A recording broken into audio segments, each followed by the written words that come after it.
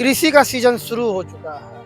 अब देखना है कि किसान किस तरह से अपने खेतों को उर्वरक बनाते हैं। लेकिन सबसे बड़ी बात यह है कि आज के समय में जिस तरह से किसान अपने खेतों में रासायनिक खाद का प्रयोग कर रहे हैं, इससे क्या सिद्ध होता है? इससे यही सिद्ध हो रहा है कि उपज लेने के लिए किसान औने-पौने दाम पर हो या जिस तरह से होता है वो रासायनिक खाद डाल रहे हैं। लेकिन जैविक खाद की तरफ अग्रसर नहीं हो रहे हैं। और यहाँ पर दुकानदार भाई के द्वारा भी ऐसा लग रहा है कि ये उदासीनतापूर्ण काम हो रहा है, जो कि उसे जैविक के बारे में बता भी नहीं रहे हैं। और जैविक एक ऐसा खाद होता है जो कि आपके खेत को ताकत देता है। लेकिन आज के समय में ज़्यादा उपज लेने के लिए किसान ज़्यादा मात्रा में रासायनिक खाद दे रहे हैं, जिसके कारण आज बीघा में हो या एकड़ में हो, उपज भी कम हो रहा है। तो इसी परिप्रेक्ष्य में मैं यहाँ पे एक मेरे हमारे खाद्य दुकानदार भाई हैं, मैं उनसे जानकारी लूँगा कि आज के समय में किसान क्यों नहीं खाद दे रहे हैं, जैविक खाद दे रहे हैं? नमस्कार। सबसे पहले तो आप पत्रकार को हम नमस्कार करना चाहेंगे।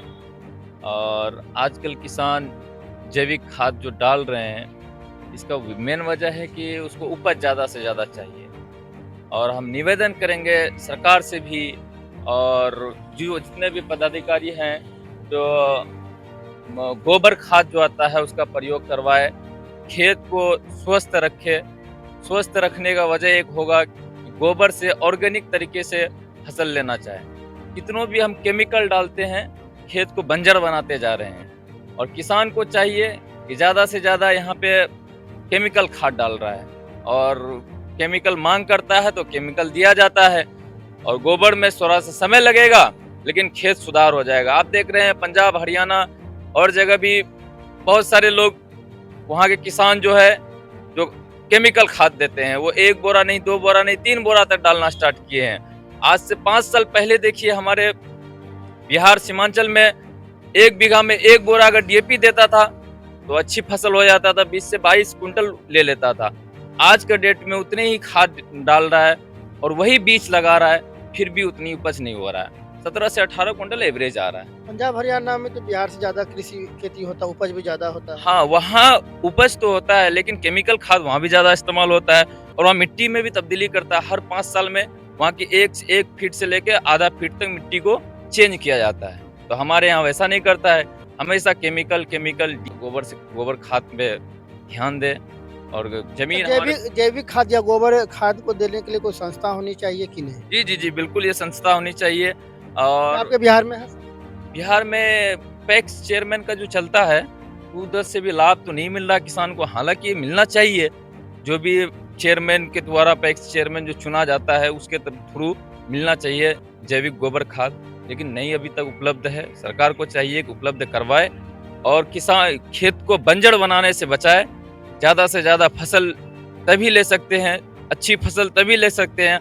आजकल बहुत कम एज में लोग बूढ़े हो रहे हैं। उसका कारण है कि केमिकल उपजाऊ से जो फसल हम लोग खाते हैं, इसलिए कम उम्र में बूढ़े हो रहे हैं। अच्छा, ये चीज़ बताइए, आज के समय में जैसे खाद मिल रहा है, तो गुलाब बाग का रेट कुछ और होता है, रिटेल की दुकान में कुछ और होता है, किसान को बढ़ा हुआ दाम पर मिलता है, क्या कारण? क्या कारण किएगा भैया, यहाँ तो हम लोग कुछ नहीं बोल सकते हैं।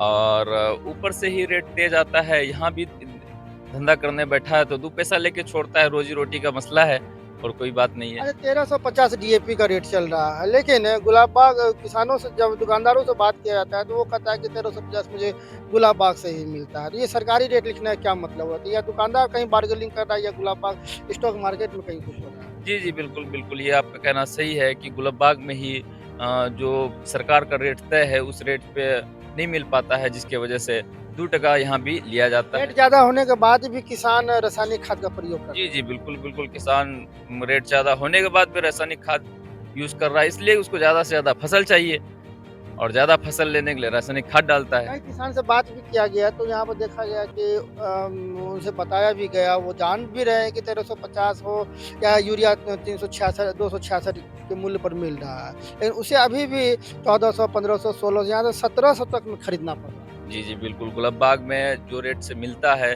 चाहे ब्रेक पॉइंट से हो, तो उसी रेट से यहाँ पे भी सेल किया जाता है। इसका मतलब है कि कहीं न कहीं डीओ साहब भी इसमें संलिप्त है।